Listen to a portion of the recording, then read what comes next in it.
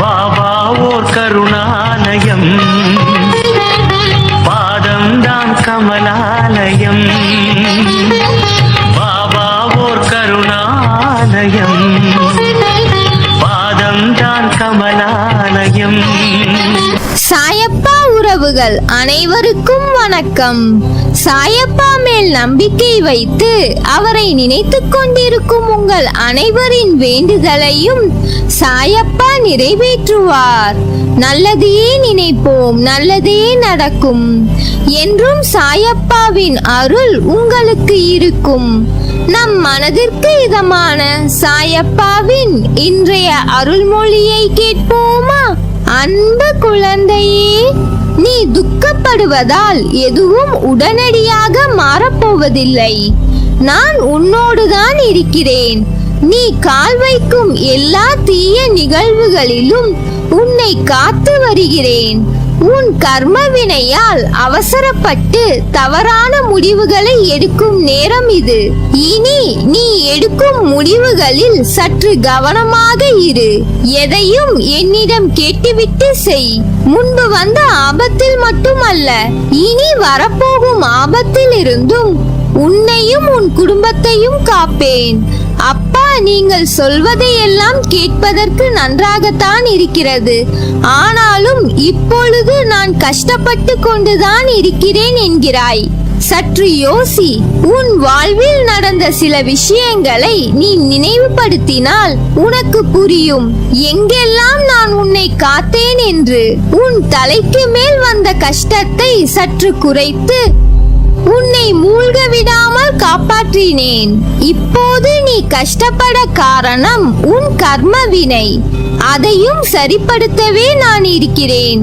உன் இரக்க குணம், இந்நிலையிலும் பிறர் கஷ்டப்படுவதை காண சகியாத மனம், நீதி நேர்மையை பின்பற்றி செயல்பட வேண்டும் என்று நினைத்து அதன்படி நடந்து வந்ததால் தான் நான் கஷ்டப்படுகிறேன் என்று நினைக்கிறாய். கெட்டவர்கள் எல்லாம் நன்றாக இருக்கும் போது நல்லதே நினைத்து நல்லவர்களாகவே வாழ வேண்டும் என்று நினைக்கும் நான் மட்டும் ஏன் இவ்வளவு கஷ்டப்பட வேண்டும் என்று நினைக்கிறாய். உன்னை போன்ற நல்லவர்கள் பலரும் இப்படித்தான் புலம்புகிறார்கள். இது இன்றோ நேற்றோ அல்ல, காலங்காலமாய் நல்லவர்கள் புலம்புவது தொடர்கதைதான். கெட்டவர்கள் தற்போது நன்றாக இருப்பதாக தெரியும். அவர்களுடைய கர்ம காலம் மோசமானதாகவும் கோரமாகவும் அமையும். நீயே உன் வாழ்வில் அப்படிப்பட்டவர்கள் படும் துயரங்களை பார்த்து இருப்பாய். நற்குணம் கொண்ட நீ எஞ்சியுள்ள உன் கர்ம வினைகளையும் தீர்த்துவிட்டு முற்றிலும் சந்தோஷத்தையும் முக்தியையும் பெறுவதற்கே கஷ்டத்தை அனுபவிக்கிறாய். உன் கஷ்டம் முடிவுக்கு வரும் காலம் நெருங்கிவிட்டது. சோர்வு எதற்கு? முதலில் இந்த கஷ்டத்தை சமாளிக்க முடியும் என்று நினை. இது உன்னை பலப்படுத்தி சிந்தனையை வளர்க்கும், செயலை வேகப்படுத்தும், மந்த புத்தியை போக்கும். நீ திறம்பட செயல்படுவாய். உன்னுடைய துன்பங்கள் எல்லாம் முடிவுறும். உன் வாழ்வில் நல்ல பெயருடன் நிம்மதியான மகிழ்ச்சியான வாழ்க்கையை பெறுவாய். எத்தனை பேர் கூடி உன் வழியை அடைத்தாலும் அத்தனை பேரும் வியக்கும்படியாக நான் உனக்கு பல வழிகளை திறப்பேன். உன் சந்தோஷத்திலும் சரி துக்கத்திலும் சரி உன்னுடன் நான் இருப்பேன். உன் வழியை மாற்றுவேன். என் பிள்ளையின் வளர்ச்சிக்காக நான் பாடுபடுவேன். உன் கண்ணீர் கவலை எல்லாம் முடிய போகிறது. விரைவில் உனக்கான வெற்றி இலக்கு காத்து கொண்டிருக்கிறது. பந்தய கோட்டை எட்டும் தருவாயில் அது உன்னை சோதித்து பார்க்கும். உன் பலம் என்ன, நம்பிக்கை என்பது எந்த அளவில் இருக்கிறது என்று. நீ அந்த கட்டத்தில் தான் இருக்கிறாய். கஷ்டத்தின் கடைசி கட்டம் இது. உன் வாழ்க்கைக்கு பொறுப்பாளி நான். உனக்கான அனைத்தையும் உன்னிடம் வந்து சேர்ப்பேன். நீ அழாதே. உனக்கான அனைத்தும் தயாராக உள்ளது. உன்னுடன் எப்பொழுதும் நான் இருப்பேன். குழந்தை தாயை நம்புவது போல என் மீது பரிபூரணமான நம்பிக்கை கொள்ளுங்கள். தேவையானதை என்னிடம் கேட்டால் அது நிச்சயம் உங்களுக்கு கிடைக்கும். தாய் அன்புக்கு ஈடேதும் இல்லை. நானும் தாயாக உலக உயிர்களின் மீது அன்பு காட்டி வருகிறேன். மகிழ்ச்சியாக இரு. அது எப்படி? நான் பெற்று எடுத்த பிள்ளையான உன்னை விட்டு நான் போவேன் என்று நீ எப்படி நினைக்கலாம்? உன்னை வலுப்படுத்தவே நான் வந்துள்ளேன்.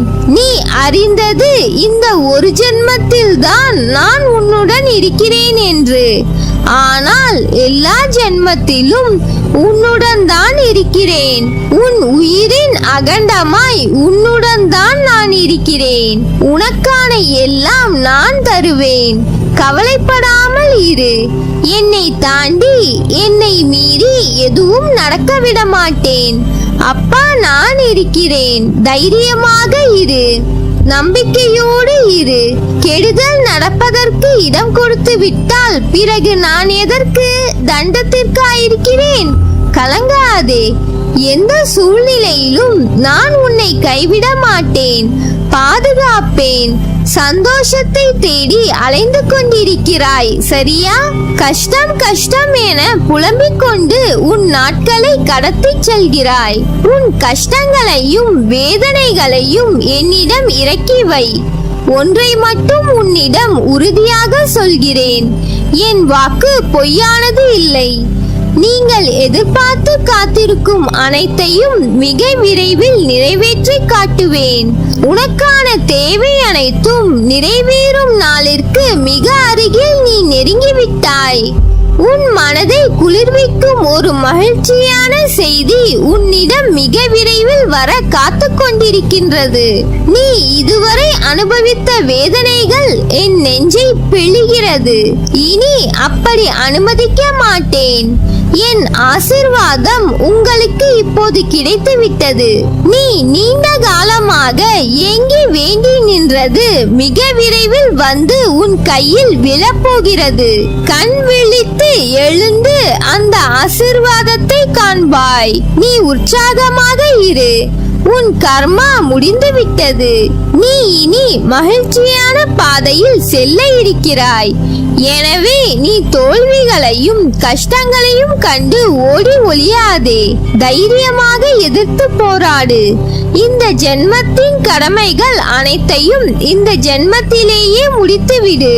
அதற்கு எதிர்வரும் கஷ்டங்களை ஏற்று போராட மனதை பக்குவப்படுத்து.